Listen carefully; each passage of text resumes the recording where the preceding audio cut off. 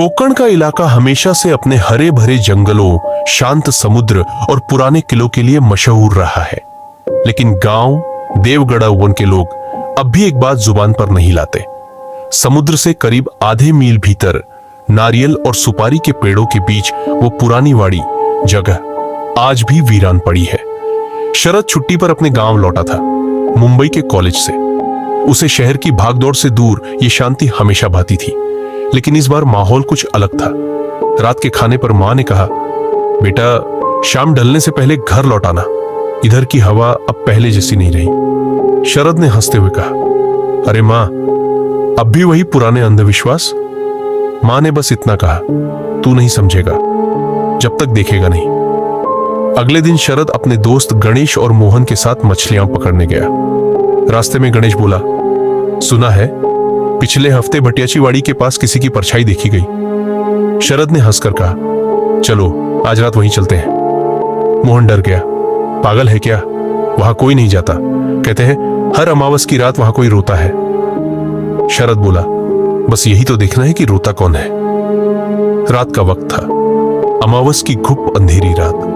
तीनों ने टॉर्च, बीड़ी और साहस साथ लिया और निकले भटियाचीवाड़ी की ओर।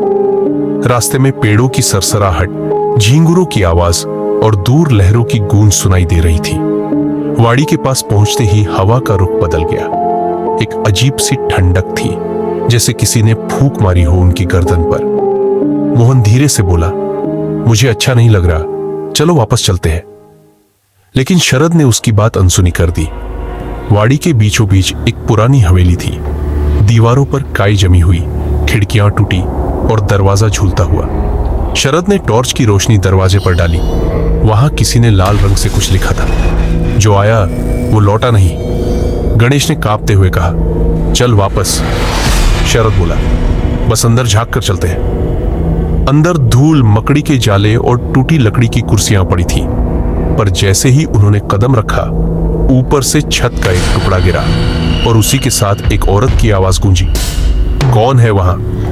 तीनों जड़ हो गए। टॉर्च की रोशनी एक कोने में पड़ी। वहां सफेद साड़ी में एक औरत खड़ी थी। उसके बाल खुले हुए, चेहरा आधा अंधेरे में। वो धीरे धीरे उनकी ओर बढ़ने लगी। मोहन ने चीख मारी और भाग निकला। गणेश भी पीछे भागा, लेकिन शरद वहीं ठिठक गया। वो औरत अब बिल्कुल सामने थी।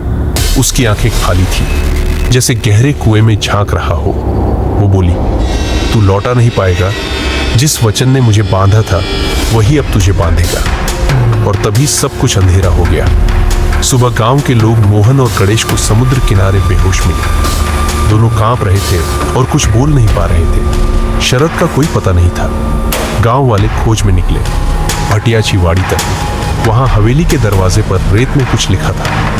मैंने कसम निभाई, पर लिखावट खून से थी। तीसरे दिन गांव के बुजुर्ग पाटिल बोले, वही हुआ जो होना था। 60 साल पहले यही हवेली राधा की थी, एक ब्राह्मण लड़की जिसने समुद्र में डूबकर जान ली थी। कहते हैं किसी ने उसे धोखा दिया था शादी के वचन में। तब से हर अमावस की रात वो वचन लेने आती है। गणेश और मोहन अब भी कुछ बोल नहीं पा रहे थे। कभी कभी मोहन अचानक कह उठता, वो आई थी, उसने नाम लिया था, शरद का नहीं, अपने पति का। समय बीत गया। गांव में सब कुछ सामान्य हो गया, पर भटियाचीवाड़ी अब और भी सुनी हो गई। लोग कहते हैं अब वहां कोई आवाज नहीं आती, पर जब भी अमावस होती, हवेली की खिड़कियों में एक टिमटिमाती रोशनी दिखती, जैसे कोई दिया जल रहा हो। एक रात गणेश ने हिम्मत जुटाई और देखा, रोशनी के पास एक परछाई बैठी थी। उसके चेहरे पर वही निशान, वही हंसी। वो शरद था। गणेश डर से पीछे हट गया, पर तभी शरद की परछाई बोली, राधा ने मुझे मुक्त नहीं किया। अब हर वो आएगा जो वचन तोड़ेगा और मैं उसकी कसम पूरी कराऊंगा। गणेश ने चीख मारी, तू तो मरा हुआ है। शरद मुस्कुराया, मरकर ही तो जिया हूं, कसम उस रात की।